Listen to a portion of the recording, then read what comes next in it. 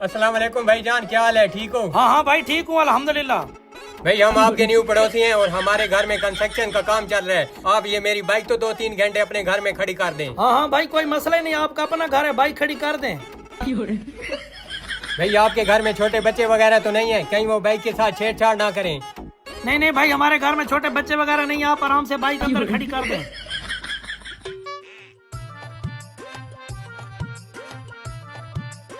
भाई कहाँ पे खड़ी करूं? भाई यहीं साइड पे खड़ी कर दो। ठीक है भाई, आपका बहुत शुक्रिया।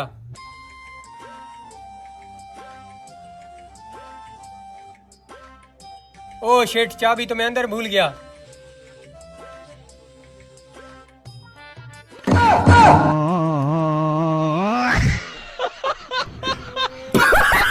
हेलो